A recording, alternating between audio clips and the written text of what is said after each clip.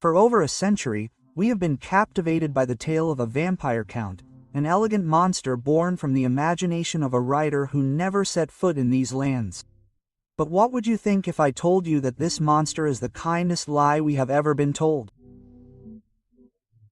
Because the land from which his legend arose is real, and its true secrets, its authentic monsters, and its ancient rituals are infinitely stranger and more terrifying than any novel could describe. On this journey, we will tear out the pages of myth to read the forbidden book of history. We will venture into forests where time stands still. We will summon sorcerers who ride storm dragons and listen to the wails of spirits that still roam the walls of forgotten fortresses. This is no fairy tale, it is an expedition to secret Romania.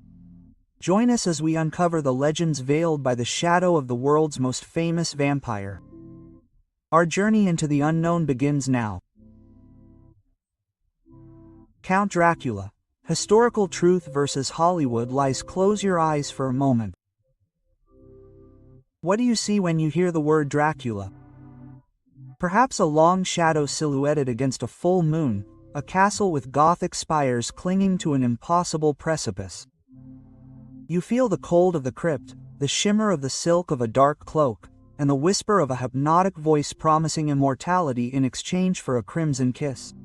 That is the image that cinema has etched into our souls, the one that Bram Stoker wove with ink and nightmares more than a century ago. A count, a cursed aristocrat, elegant and monstrous, a creature of the night. But what if I told you that the Dracula you know is a lie? A pale, romantic shadow of a truth infinitely more brutal, bloodier, and in many ways more human. To find the real Dracula, we must strip away the velvet and the fiction. We must travel back in time to a merciless 15th century, to a wild, frontier land called Wallachia, a kingdom caught like a bloody wedge between two colossal empires, the hammer of the Kingdom of Hungary and the unstoppable anvil of the Ottoman Empire. This is no land of fantasy castles, but of rugged fortresses, of forests so dense that sunlight is drowned out before it hits the ground. A land accustomed to the smell of iron and fire, where life was cheap and loyalty a dangerous luxury. Here reigned no count, but a voivoda, a warrior prince, and his name was no invention, but a legacy. He was born Vlado, son of Vlad II, a knight inducted into the prestigious Order of the Dragon, a sacred brotherhood sworn to defend Christendom from Ottoman expansion. Thus his father was nicknamed Dracul, the dragon, and he by blood was Dracula, the son of the dragon, a title of honor forged in faith and war. How then did he become corrupted into a synonym for demon? The answer, like so many others, lies in the pain of childhood. As a mere boy, Vlad and his younger brother Radu were given as political hostages to the Ottoman Sultan.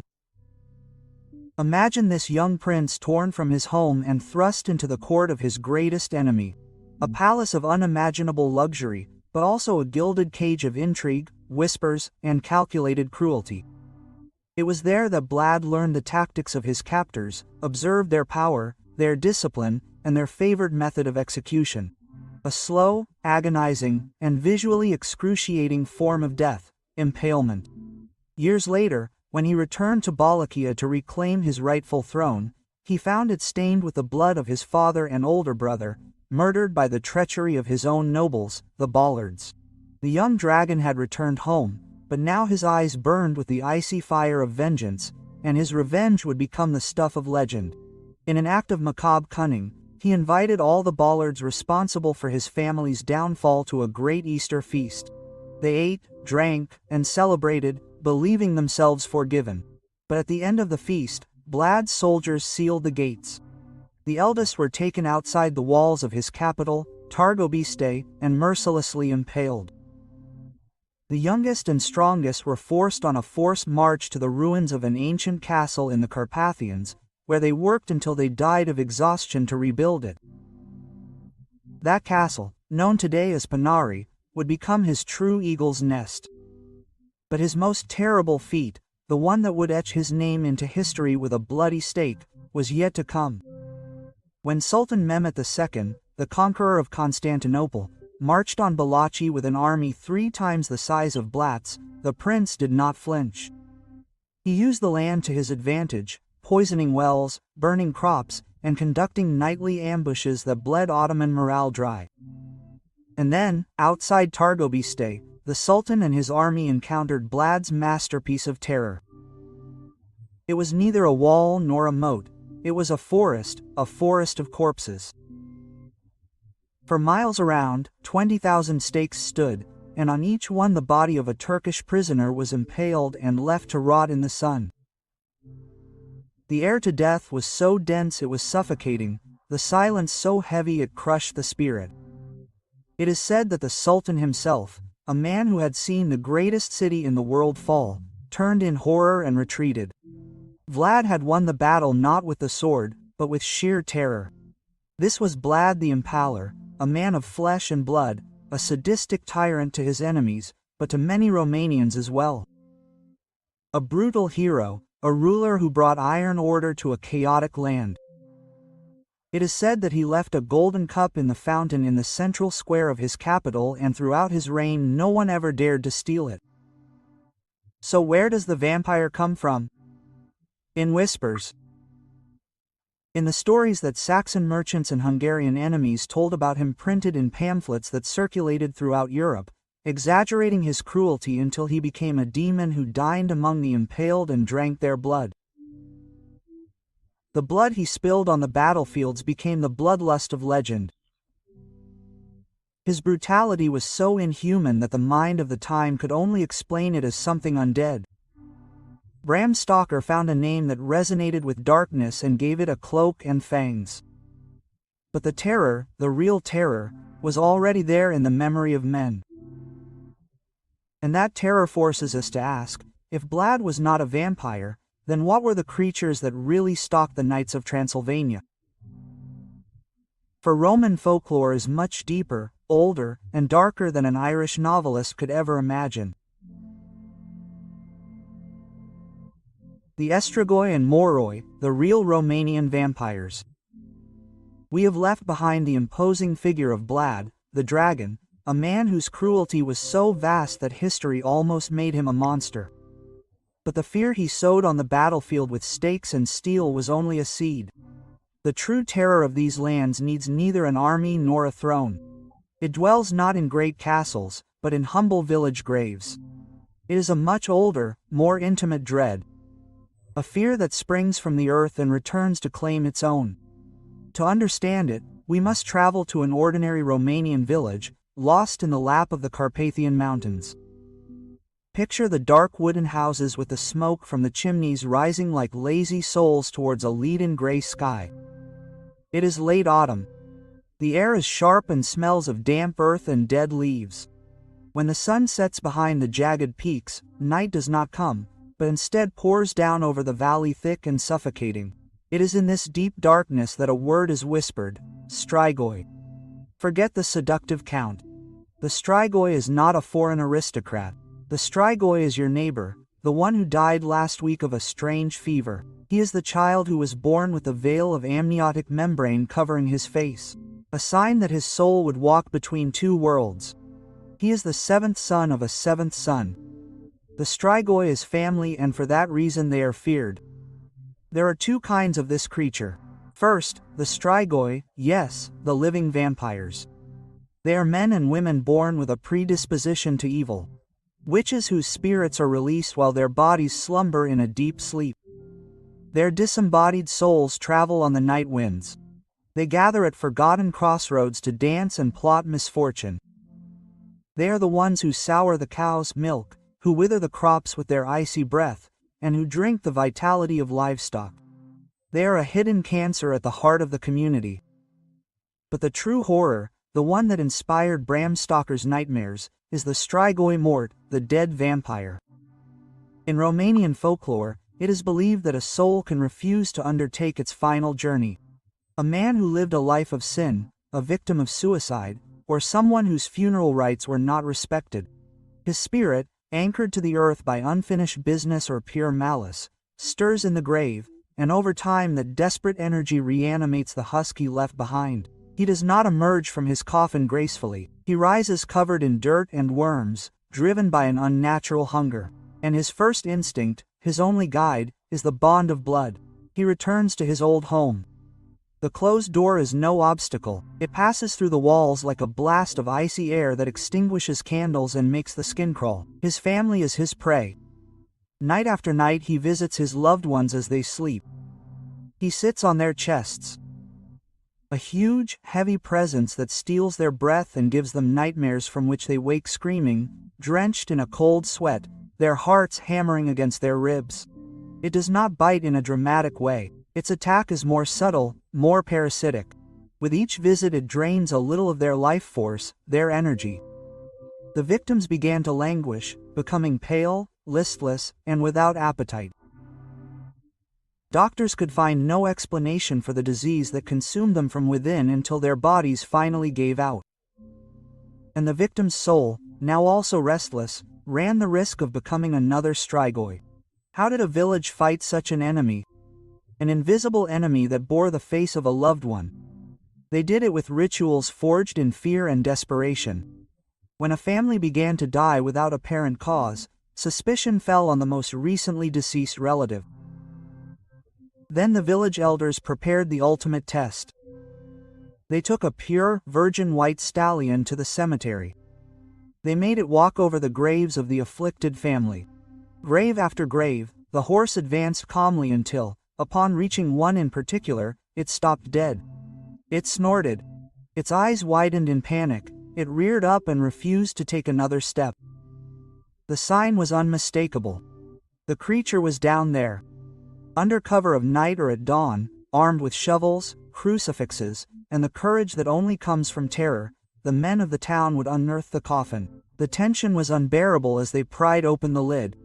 Inside, they found no skeleton. The body of the Strigoi was intact, incorrupt, as if he were sleeping. His skin had a healthy reddish hue, his lips stained with the lifeblood he had stolen, and sometimes, to everyone's horror, his eyes were open, staring into the darkness of his own tomb. Then the ritual of destruction would begin. A stake of ash wood would be driven with a single, well-aimed blow into his heart, not to kill him, but to anchor his impure body to the earth, so that he could never rise again. They would fill his mouth with cloves of garlic, a sacred plant that purified and burned away the evil essence. Often, using the same shovel they had dug him up with, they would decapitate him and place his head between their feet so that if his body tried to rise, it could only walk into the depths of hell. But the final remedy, the most powerful, was also the most macabre. They would extract the heart from the corpse, take it to a crossroads, and burn it until it turned to ashes. Those ashes were mixed with water from the well and given to sick relatives to drink, a desperate cure that fought evil with the very essence of evil. Bram Stoker read about these rites. He took the stake, the garlic, the returning dead, and dressed them in a cloak of nobility, but he stripped the legend of its most terrifying truth. Destroying the body was only part of the battle. But how do you kill a fear born of love? How do you protect yourself from a shadow that bears the face of your father, your sister, your son? A stake can fix a heart to the earth, but it cannot remove terror from the hearts of the living. And it is this ancient fear that clings to Romanian villages to this day, and that teaches us the most chilling lesson of all. The worst monsters are not those who come from distant lands, but those who refuse to leave home. The legend of Master Manoli. Sacrifice on the walls. There are monsters that drink blood, and there are monsters that feed on dreams. Our next story is not one of fangs, but of chisels and stone. It is the legend of Master Manoli, the greatest architect of his time. A man whose hands could shape beauty, but whose fate would exact a price that would shatter his soul.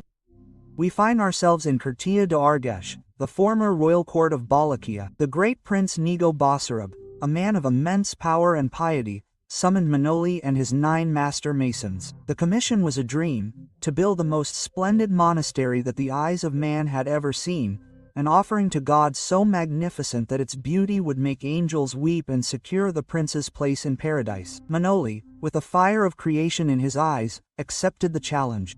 He and his men set to work with fervor. The air was filled with the music of hammers striking stone, the murmur of pulleys, and the sweat of ambition. The walls began to rise, firm and proud, promising a sanctuary of light and splendor. The dream was taking shape, but this land, this ancient Roman land, is jealous. It does not surrender its glory easily. What Manoli and his men built with such care during the day, night devoured.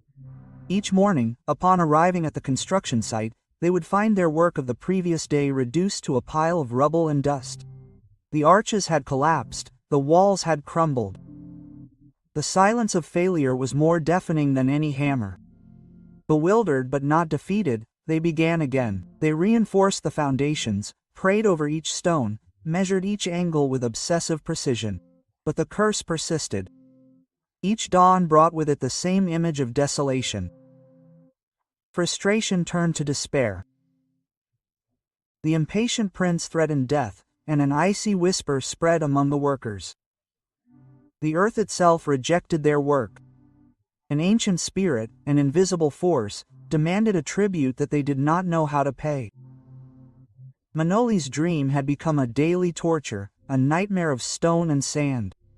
One night, his soul broken, Manoli fell asleep among the ruins of his own failure, and in that restless sleep, a voice spoke to him. It was neither man nor angel, but seemed to be of the very fabric of the universe. The voice revealed to him a terrible and eternal law. No great creation can be born without great sacrifice. In order for the walls to stand, they needed a soul, a living mortar to bind the stones together with the immortal spirit of life. The order was clear and brutal. You and your men must swear, the voice whispered, that the first woman, be it wife, sister, or daughter, who arrives at dawn tomorrow with the bread, you will wall up alive in the foundations of the monastery. Mano woke him screaming, bathed in a cold sweat. The logic of the dream was as horrifying as it was irrefutable. His heart knotted with lead. He gathered his 9 teachers together. In the flickering light of a fire, he told them the revelation. Horror was on their faces, but so was a glimmer of understanding. They swore a terrible oath beneath the stars, that they would keep the secret and do the bidding of heaven, no matter whose face fate chose. By dawn the 10 men stood on the hill, tools in hand, but their souls on tenterhooks. Their eyes were not on the construction site, but on the winding road that led up from the village. Every breath of wind seemed like a footstep, every shadow an approaching figure. Mano prayed to him, as he had never prayed before. He asked not for strength or inspiration, but for a cataclysm. He begged God for a raging storm, for a flood that would turn the roads into rivers, for anything that would prevent the someone would arrive, and above all he prayed that it wasn't her. Then a figure appeared in the distance. Mano narrowed his eyes at her, his heart a beating drum. As she came closer, he recognized the light step, the light dress that fluttered in the breeze. It was Anna, his wife, the sweetest flower in the fields, as he called her, and in her womb she carried their unborn son. In despair, Manol fell to his knees and looked up to the sky. Oh, God, send a torrential rain. And the obedient heavens opened. But Anna, driven by a love stronger than any storm, covered the food she was carrying and continued on. Quote, "Oh, God, unleash a hurricane," Manoli pleaded. And a wild wind rose, bending the trees in its path. But Anna, clinging to the ground, continued on her way. Love was more stubborn than the will of the heavens. When she arrived, smiling radiantly with innocence, Manoli's world shattered. Hiding his agony behind a mask of calm, he said, "Anna, my love, today we are going to play a fun game between bricklayers. Let's build a wall around you, just to see how it looks on you." Anna, trusting blindly in the man she loved, laughed and accepted the gamble. And so the most terrible work began. The masons, tears streaming down their dusty faces, began to build the wall. The sound of the mortar, the scraping of stone against stone, was the sound of a heart breaking. As the wall rose, Anna's laughter turned to concern and then to panic. "Manoli, this game is no good. The wall is pressing on me, my body aches." Quote, the wall reached her waist, then her shoulders. Manoli worked faster than anyone else, his face impassive as his soul howled. He could only whisper to his men, "Hurry, brothers, let's finish the job." The last stone was placed. Their cries were drowned out, becoming an echo inside the wall. And then, silence. From that moment on, the monastery stood. It grew to become the jewel of Romania, a vision of heavenly beauty, now founded on hellish pain. When the prince saw it finished, he was amazed. Fearing that Manol might build something even greater for someone else, he asked him and his men, as they stood on the roof admiring his work, if they could recreate such a marvel. Filled with pride, they replied yes. At that moment, the prince ordered all the scaffolding to be removed, leaving them trapped to die.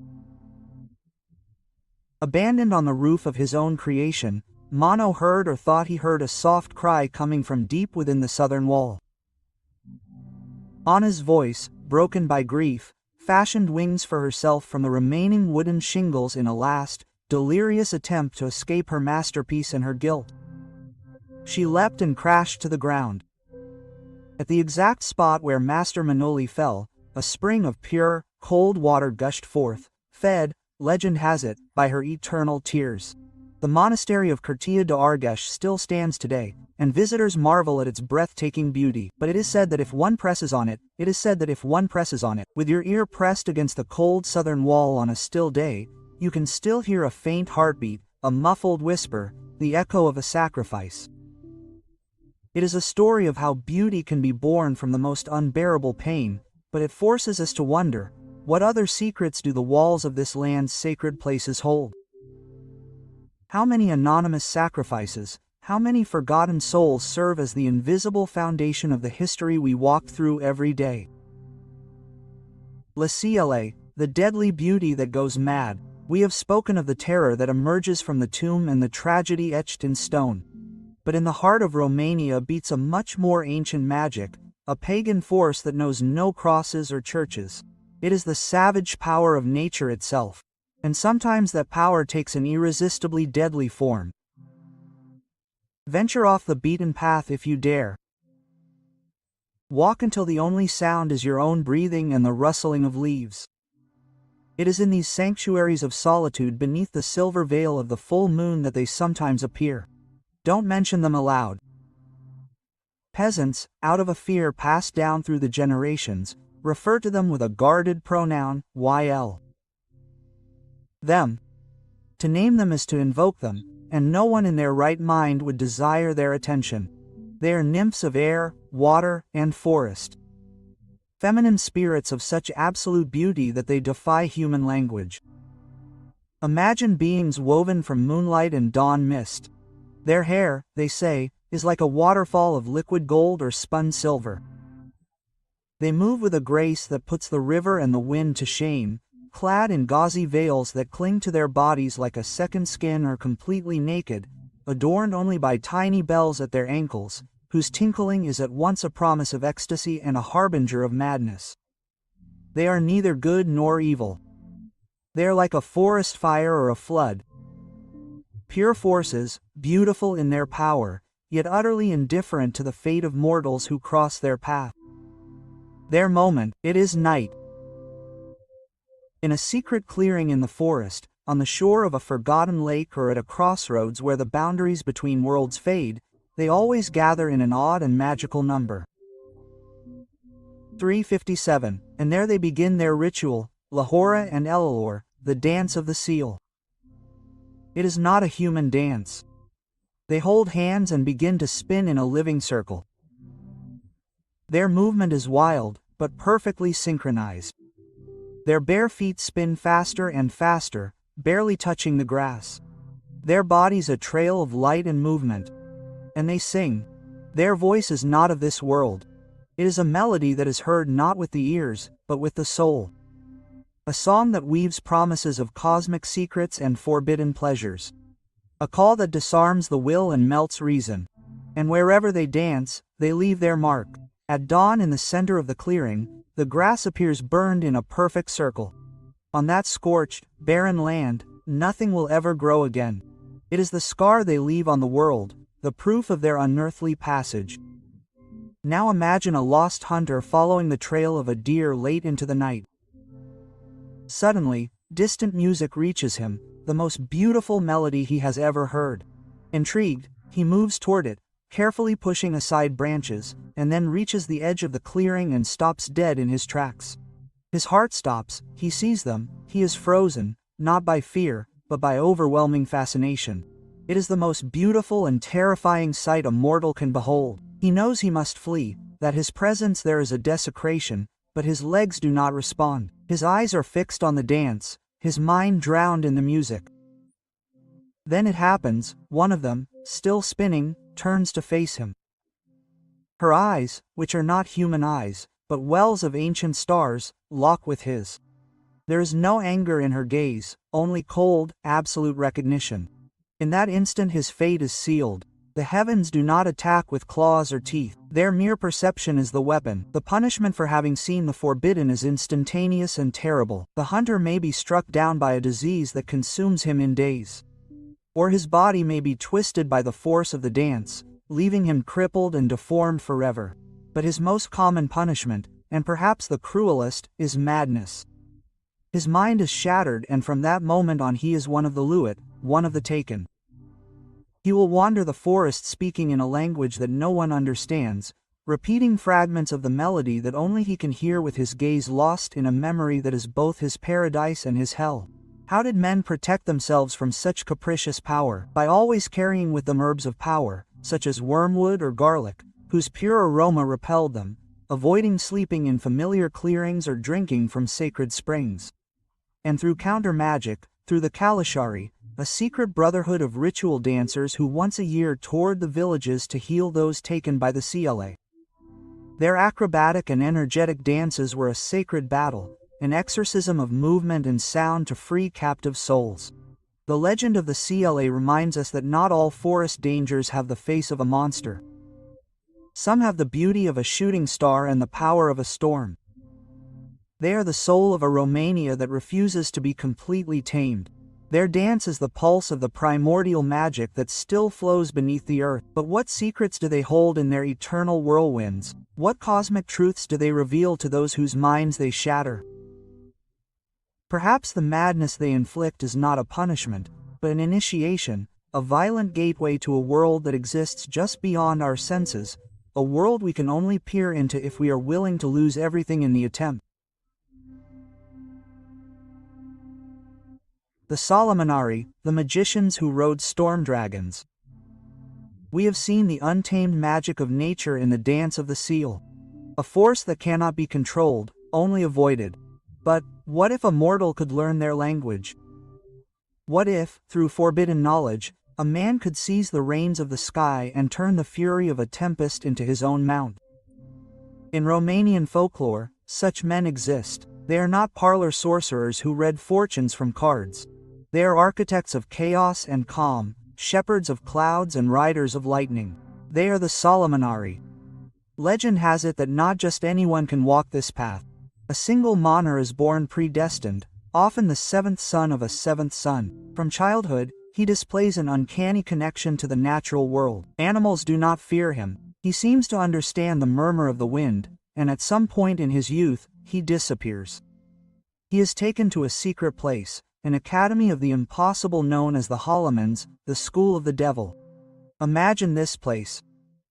It is not a stone castle, but a deep cave beneath a lake or an invisible island in the middle of a forgotten sea, a place that can only be reached by following the trail of lightning. There, during for years, the chosen ones study the arcane arts. Their teacher, they say, is the devil himself. They learn to speak with birds and beasts, to read the secrets written in the stars, and most importantly, to know the secret names of the winds and clouds. At the end of their studies, 10 students sit a final exam. 9 of them will return to the world of men, having become masters of the weather. But the 10th, the brightest, is claimed by the master as payment. He remains in the Kolomans forever, forging the lightning bolts that his brothers will use in the world. A dark pact, a terrible price for a power almost divine. When a Solomona returns, he is no longer a simple man. He often walks the world disguised as a beggar, dressed in rags, to test the hearts of the people. But beneath that humble exterior lies an elemental power. He carries two tools with him. A small book bound in dragonskin inscribed with all the secrets of the sky, and an iron axe. This axe is not for cutting. It is not for cutting firewood. When a single monarch hurls it into the clouds, it can split them in two or cause them to coalesce into a raging massive storm. And that is when he summons his mount.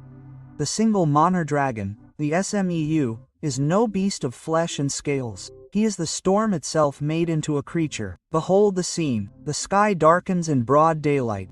The air grows heavy, electric. The Solomonar, standing atop a mountaintop, begins to chant in an ancient, guttural tongue. The storm clouds, black and purple, heed his call, swirling, colliding, and from their fury he fashions a form. A colossal serpentine body made of hail clouds, immense wings of gale-force wind, and eyes that flash with the fury of lightning. The storm dragon roars, and his voice is the thunder that shakes the mountains. The Solomonar leaps upon its back and ascends, becoming the beating heart of the tempest he has created. From on high, they become arbiters of fate. It is said that often a single mononar enters a village begging for alms.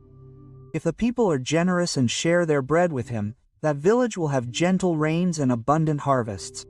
But if he is scorned and expelled, the Solomonar ascends to the heavens and guides his hail dragon to ravage his fields, leaving only desolation.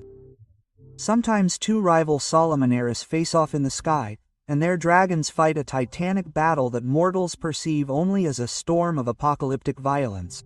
They were feared, yes, but they were also respected. Peasants would leave them offerings in the fields, a loaf of bread, a bowl of milk, not just to appease their wrath, but to earn their protection, for a single monarch could be a village's only defense against the fury of another. These legends are more than just tales of time wizards. They tell us of a time when humanity believed it could deal directly with the forces of nature, where a human soul with the proper will and knowledge could stand against the fury of heaven and say, "Obey." But what became of them? Did their knowledge fade with the advent of the modern world, or did they simply change their disguises? It is the echo of their dragon's battle, what we hear in the roar of a particularly violent tempest. And the most haunting question of all, if a man could learn to ride the storm, what other forbidden forces of nature lie silently waiting for someone to find the key to unleash them? The Procalis, older than the werewolves.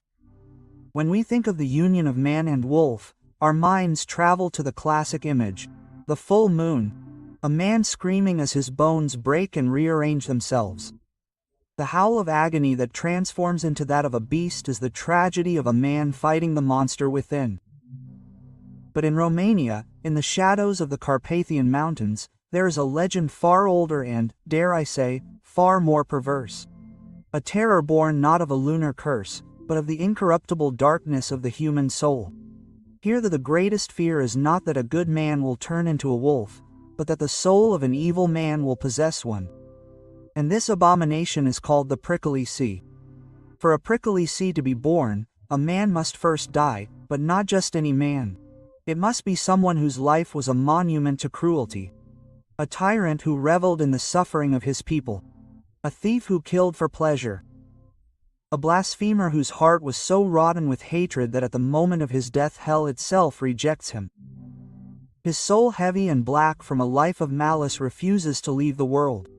It seeks no peace, it seeks no judgment. It seeks a new body to continue its war against life. And in the forests of Romania, what better body for violence than that of the wolf? The wolf is a sacred and feared being. The apex predator, the embodiment of the wild. The soul of the evil man, now a wandering spirit full of spite, seeks the strongest pack, the largest and most ferocious alpha wolf. And then it happens. Possession. There is no transformation of flesh, it is a corruption of spirit.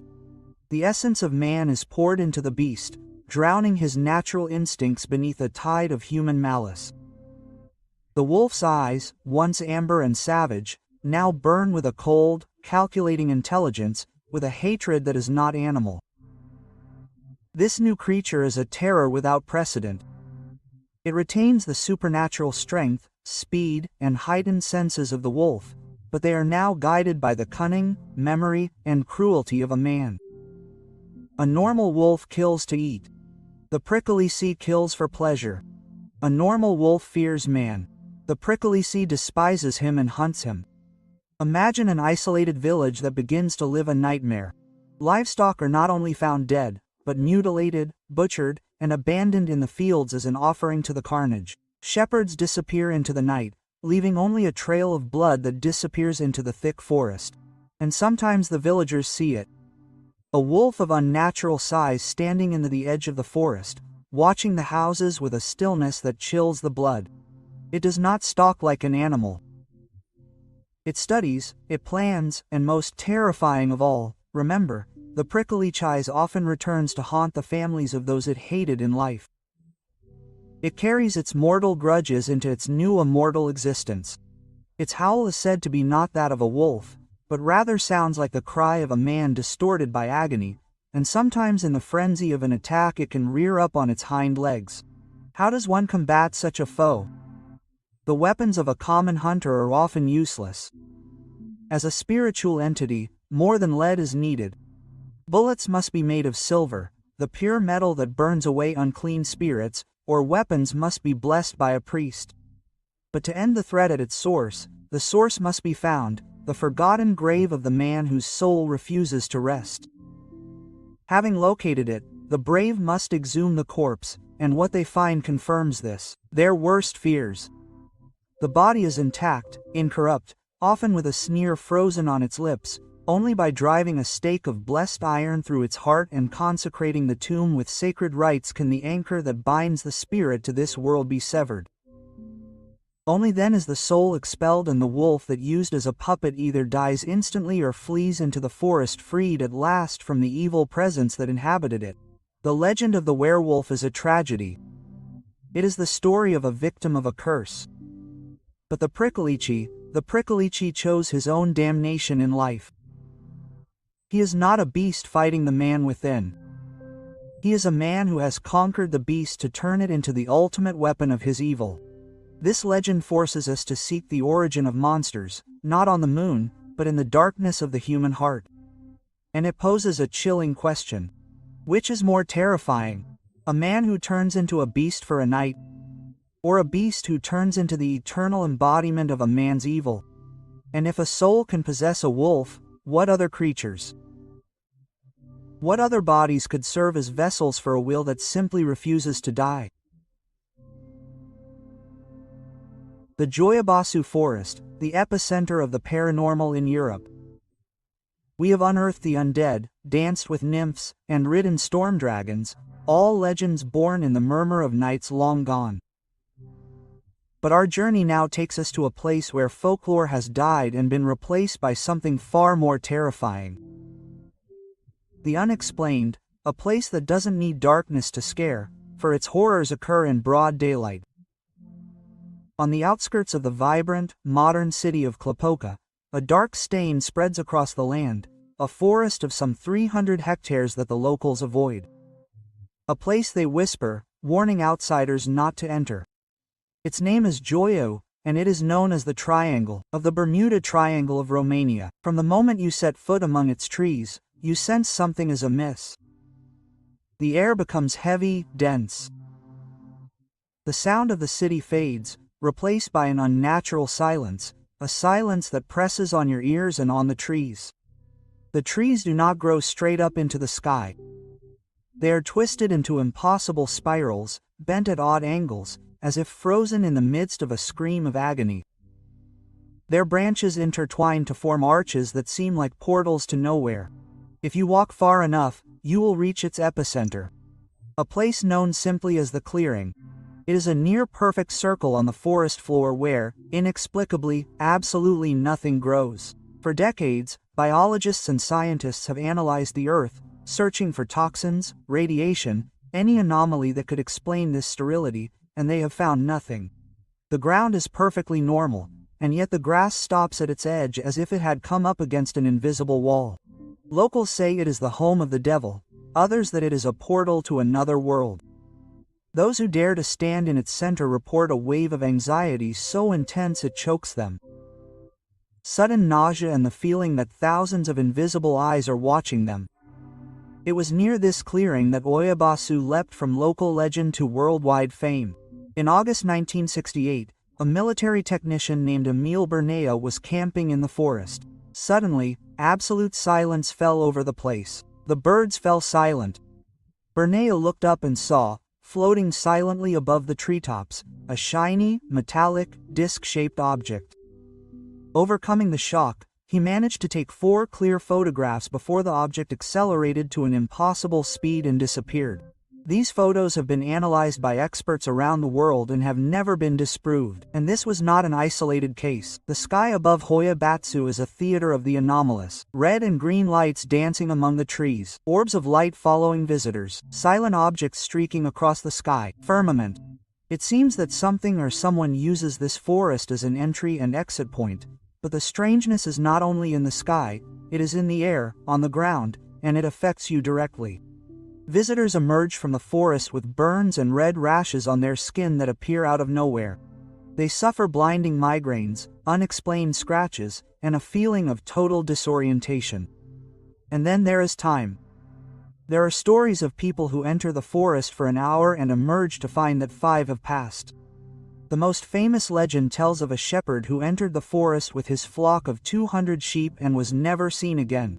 Not him, not the sheep, not his dog. They vanished from the face of the earth. Technology, our tool for understanding the world, is rendered useless here, as if the forest rejects it. Phone and camera batteries run out of power in minutes, compasses spin out of control, GPS devices go crazy, and audio recordings often include voices, whispers, women's laughter, phrases in tongues. Unknown figures who weren't there when it was recorded. And of course there are the forest dwellers, the shadows, dark humanoid figures that move in the periphery of vision, peeking out from behind a tree and vanishing when you turn your head.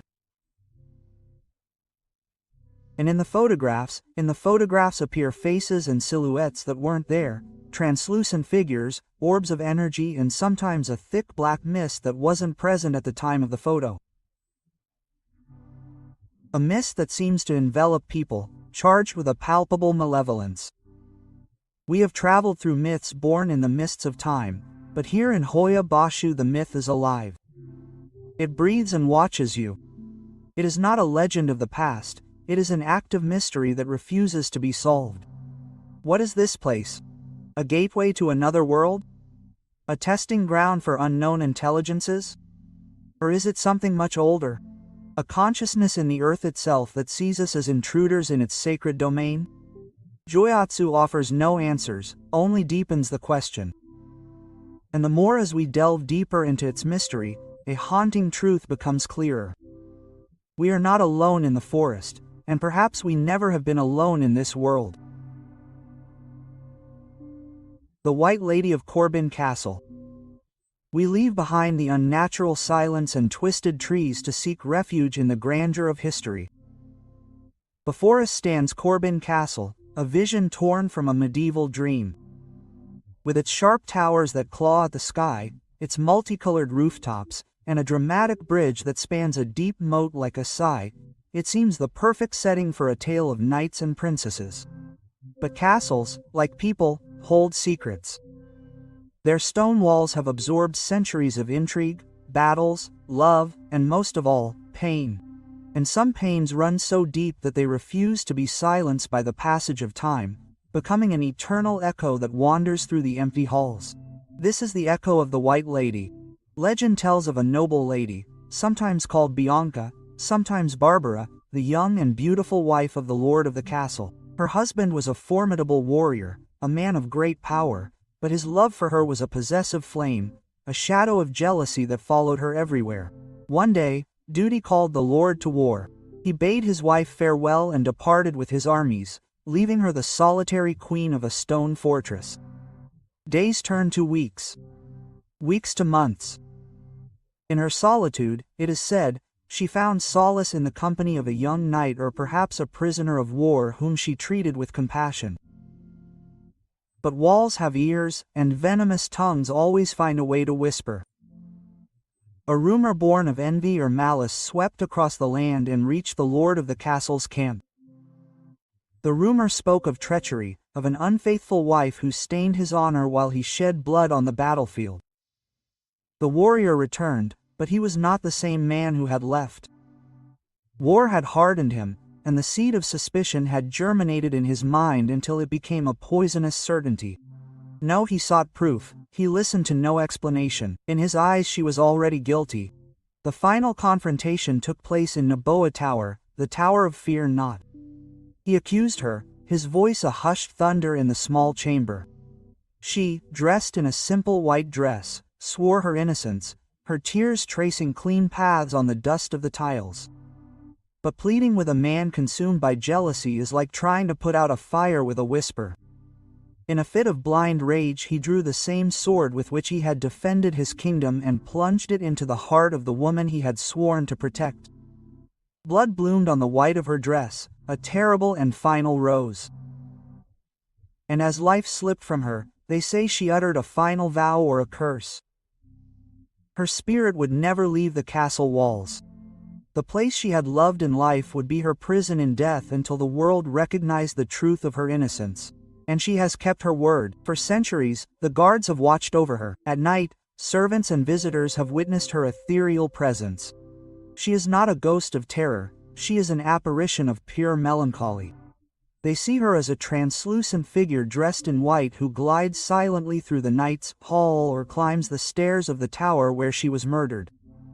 She looks at no one, lost in the repetition of her last moments. On quiet nights, when the wind is still, the sound of a woman's cry can be heard that seems to be born from the stones themselves. There are sudden drops in temperature in the middle of summer. A deathly cold that embraces you for an instant and then is gone.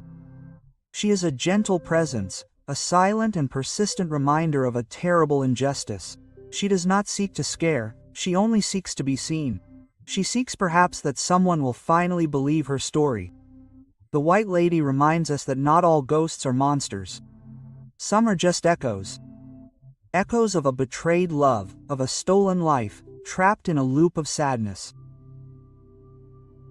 We have traveled through forbidden Romania. We have seen that behind every legend, within every monster and every ghost lies a human truth.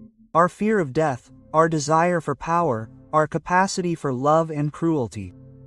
The walls of Corbin Castle, the twisted trees of Olau, the desecrated tombs of the Estrigois, these are not just places, they are mirrors. And in them, if we look closely enough, the true face of the mystery we find is our own. Because legends don't just tell us what the world used to be like, they warn us of what, deep down, we've always been.